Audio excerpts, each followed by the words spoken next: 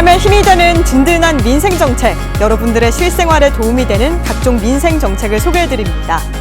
주간 민생브리핑, 지금 시작합니다. 첫 소식입니다. 부모 중 두 번째 육아휴직자에 대한 급여, 이른바 아빠 보너스제 급여가 인상되는데요. 인상은 올해 1월 육아휴직자부터 소급 적용됩니다. 김경호 기자입니다. 지난해 전체 육아휴직자는 13만 2천 명을 기록했습니다. 여성 휴직자는 9만 명을 넘어선 반면 남성은 4만 1천 명에 그쳤습니다. 여전히 여성이 더 많은 비중을 차지하고 있는데 이유는 경제적인 부담입니다. 남성들이 사실 육아휴직을 꺼리게 되는 이유가 보통 대부분의 가구에서 남성들이 주 소득원이기 때문에 육아휴직 급여가 높지 않다면 사실 남성들이 사용하기에는 굉장히 부담스러운 측면이 있고, 정부가 남성의 육아휴직 사용을 독려하기 위해 아빠 보너스제 급여를 인상합니다. 아빠 보너스제는 부모 중 두 번째 육아휴직자의 급여를 첫 3개월간 인상하는 제도입니다. 남성 휴직자 확대를 위해 앞으로는 3개월 차 이후 급여도 인상하기로 했습니다. 앞으로는 휴직 4개월 차부터 월 200만 원, 7개월 이후부터는 월 160만 원씩 지급됩니다. 18개월 휴직 시 총 급여가 2,550만 원에서 3,270만 원으로 인상되는 겁니다.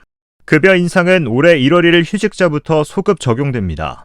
정부는 이 같은 내용의 고용보험법 시행령 일부 개정령안을 7월 7일까지 입법 예고할 계획입니다.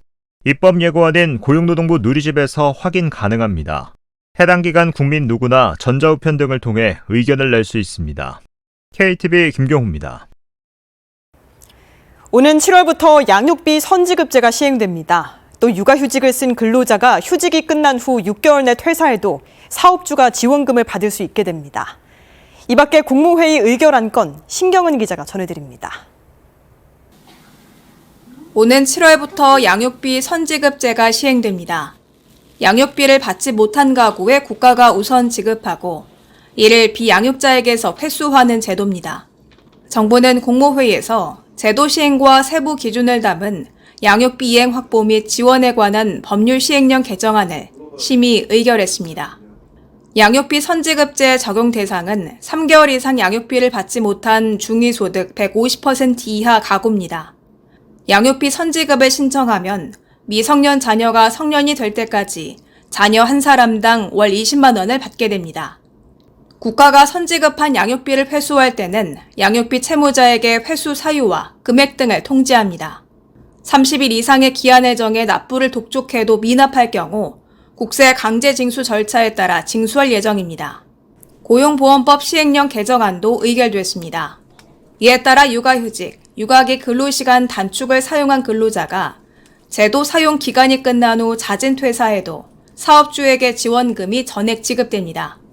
이 밖에도 이번 국무회의에선 법률안 1건, 대통령령안 39건 등 총 48개 안건이 심의 의결됐습니다. KTV 신경은입니다. 앞으로는 세입자가 전세 계약을 체결하기 전 임대인의 정보를 확인할 수 있는 제도가 시행됩니다. 임대인의 동의가 없어도 전세 보증금을 돌려주지 않은 사고 이력이 있는지 등을 조회할 수 있어 전세 사기 피해 예방에 도움이 될 전망입니다. 최영은 기자입니다. 국토교통부 조사 결과 임대인이 보유한 주택 수가 많을수록 보증사고 발생 가능성이 높은 것으로 나타났습니다.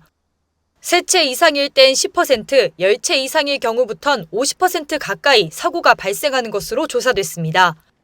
국토부는 임대인의 다주택 여부와 전세금 반환 보증사고 이력 등을 임차인이 확인할 수 있는 제도를 확대 시행하기로 했습니다. 그간 임차인이 입주한 후 임대인의 동의가 있어야만 이 같은 정보를 조회할 수 있었는데 앞으로 예비 임차인일 경우에도 공인중개사 확인이 있으면 임대인 동의 없이도 직접 조회할 수 있도록 하는 겁니다. 구체적으로 임차인은 전세계약 전부터 임대인의 전세금 반환 보증가입 주택 보유 건수와 보증 금지 대상 여부, 최근 3년간 대위 변제 발생 건수 등을 확인할 수 있습니다. 공인중개사 확인서를 지참해 주택도시보증공사 지사를 방문하면 됩니다. 또 안심 전세 앱으로 비대면 신청이 가능한데 신청 후 일주일 안에 임대인 정보를 받을 수 있습니다. 계약 당일 임대인을 직접 만난 경우에는 안심 전세 앱을 통해 임차인이 임대인 정보를 조회하거나 임대인이 직접 임차인에게 정보를 보여줄 수 있습니다. 다만 정보조회 남용 방지를 위해 조회는 신청인당 월 3회로 제한하기로 했습니다. 또 임대인에게 정보 제공 사실을 문자로 알리는 시스템도 함께 운영합니다. 국토부는 이번 제도를 통해 전세 사기 예방에 실질적인 효과가 있을 것으로 기대했습니다. KTV 최영은입니다. 불법 대출과 불법 추심을 유도하는 스팸 문자를 발송 단계부터 차단하는 대책이 6월부터 시행됩니다. 또 소비자 피해 예방을 위한 안내 문자도 발송됩니다. 강재희 기자입니다. 지난해부터 불법 스팸 문자 수신 차단 조치가 시행되고 있습니다. 불법 금융투자 관련 문구가 들어간 스팸 문자를 이동통신사가 자동으로 차단하는 겁니다. 작년 12월부터 금융감독원, 한국인터넷진흥원, 이동통신 3사가 불법 금융투자 스팸 문자 수신 차단 서비스를 시행했습니다. 시행 5개월 만에 약 20만 건의 스팸 문자를 차단하는 성과가 있었습니다. 6월부터는 스팸 문자 차단 범위가 발송 단계까지 확대됩니다. 스팸 문자를 분석해 차단 키워드를 선정하고 이를 통신사의 필터링 시스템에 반영해 전송을 못하도록 막는 겁니다. 스팸 문자 차단 대상도 기존의 불법 금융투자에서 불법 사금융으로 넓어집니다. 고금리 불법 대출 광고나 협박성 추심 문자도 차단 대상에 포함됩니다. 금융감독원은 이와 함께 금융범죄 피해 예방을 위한 안내 문자도 발송할 예정입니다. 스팸 문자 사례와 대응 방법을 담은 안내 문자를 통해 피해 예방과 신속한 대응을 유도하겠다고 밝혔습니다. KTV 강재입니다. 앞으로는 헬스장이 문을 닫게 될 경우 사업주는 2주 전까지 회원에게 알려야 합니다. 이른바 헬스장 먹튀로 인한 소비자 피해를 막기 위해 공정거래위원회가 표준 약관을 개정했습니다. 최유경 기자입니다.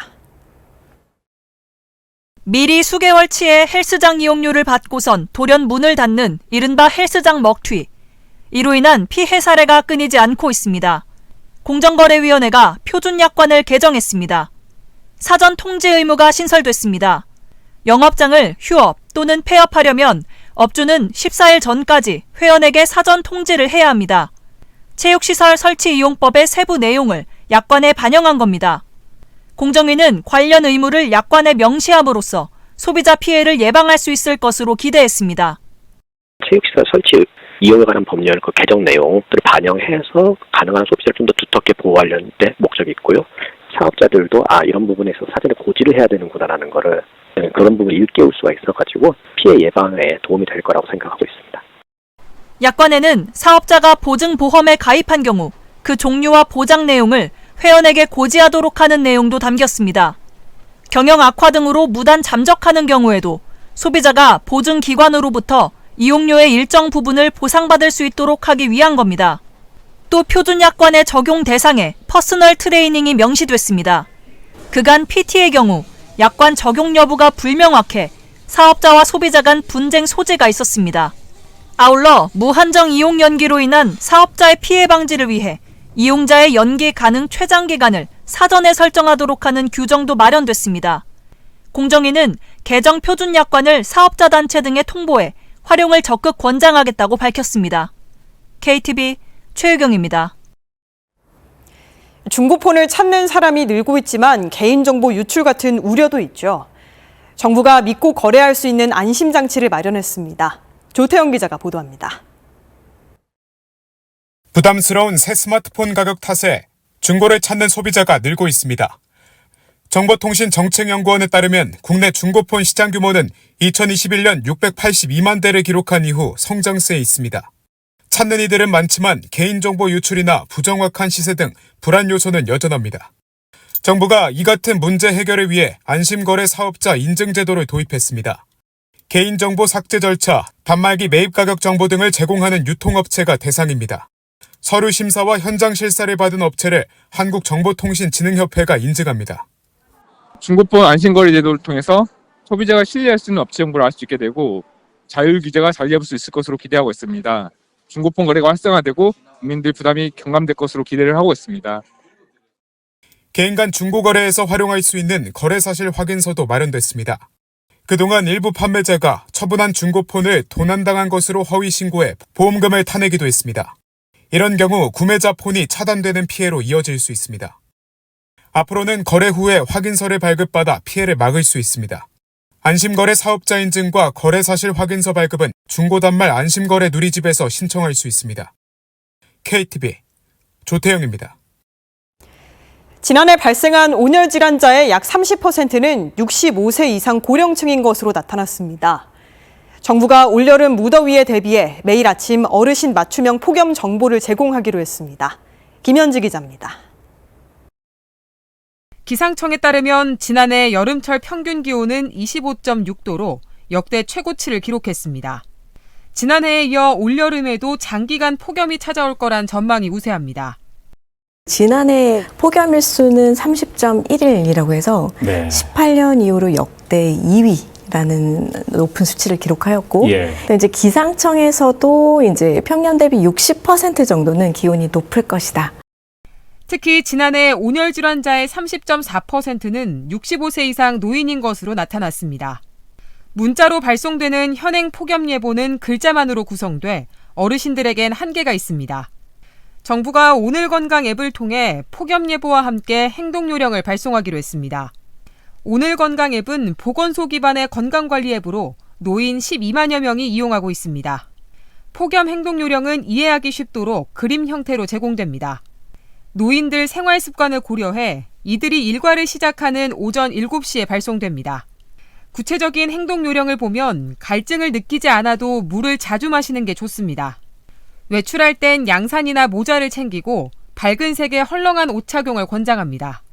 특히 가장 더운 시간대인 오후 2시부터 4시 사이엔 외출을 자제할 필요가 있습니다. 정부는 폭염뿐만 아니라 한파 등 기후위기 상황에서 어르신 건강을 관리해 나가겠다고 밝혔습니다.